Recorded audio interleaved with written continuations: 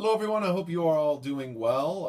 I hope you enjoyed the last video I made. The last one might have been a little bit rusty because I haven't really been doing it all too often, but I thought I would do another video. This one is going to be more specific to the Yokomo YRX. Now, this is the latest version. Well, when I mean latest, 2019.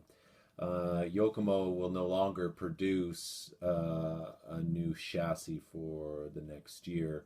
But the great thing is they'll still be making parts, so if you still have the chassis, not to worry, they'll be manufacturing parts for a while now. I think they're focusing their time on other areas, I think like with the touring car and such. But I think with 112 scale, especially for Yokomo, they've kind of reached a point where they're pretty satisfied with the way the 112 scale that they have right now is working and performing overall. Now, for some of you guys, you are racing on carpet. Maybe most of you are racing on CRC black carpet or maybe even gray carpet. But here in Japan at Yatabe Arena, we race on CRC black carpet, and a lot of the fast guys, I mean, like national champions, both in modified and also stock class, run the Yokomo chassis. And so today I'm going to share with you what they run at Yatabe Arena, specifically for stock class. Now, the stock class is going to be a little bit different from your stock class. We run here in Japan a 2-cell LiPo, 21.5 motor, and so it's going to be different to, say, 1-cell 17.5, or if some of you guys run 1-cell 13.5. I would say the speeds are comparable to 1-cell 13.5. So let's just get to it here. Let's start with this is the suspension setup. Let's take a look at the front end here. You'll notice here, sorry for the bad wiring job, but up in the upper brace here, we've cut the braces in order to add a little bit more flex into the area there. It just makes the car a little bit more forgiving and easier to drive under the high bike conditions. So that's the upper wishbone. When it comes to the overall kingpin setup here, it's, I think, kit settings, so you don't really have to worry about anything on that side. When it comes to the front springs here, we are running the black spring, and we are running 0 to 0.1 millimeters of up travel. Basically, little to no up travel, which is when the suspension rises up. All right, so that's what we're doing for the front suspension up travel and spring setup. Ride height is 3.4 millimeters underneath the chassis for ride height. Camber 0.5 to 1 degree. Don't go any higher than that.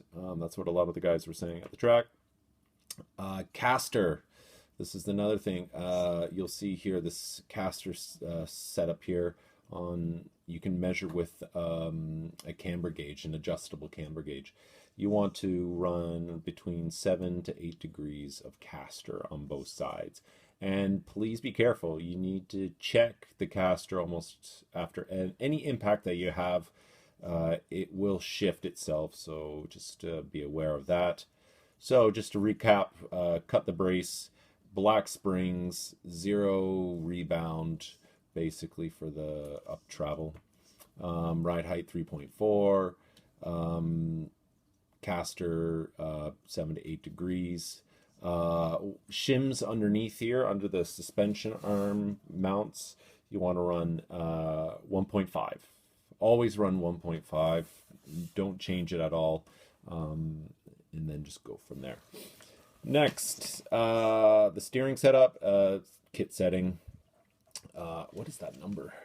I don't know, but I think that's just basically straight links and you're good to go. All right. Next, center dampener. This is kind of interesting. Center dampener, gold spring, oil between 550 CST upwards to 750 CST.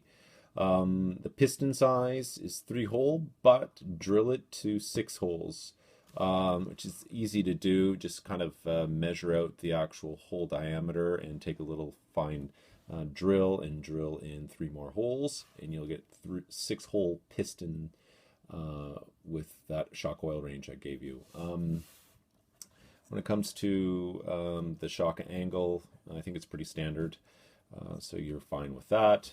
Damper tubes. I think the kit was like 30K, but guys are running around 10K, 15K. Some of them are running 10K with 1 tube.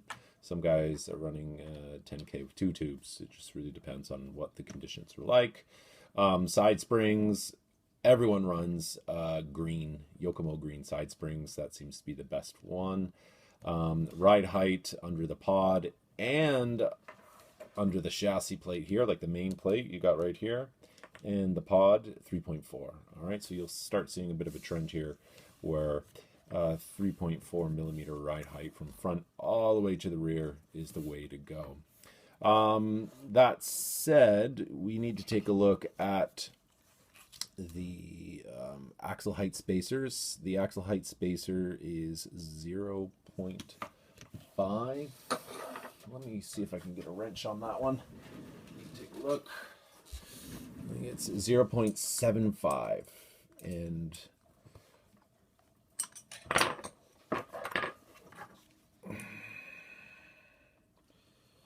yes, 0.75 millimeters.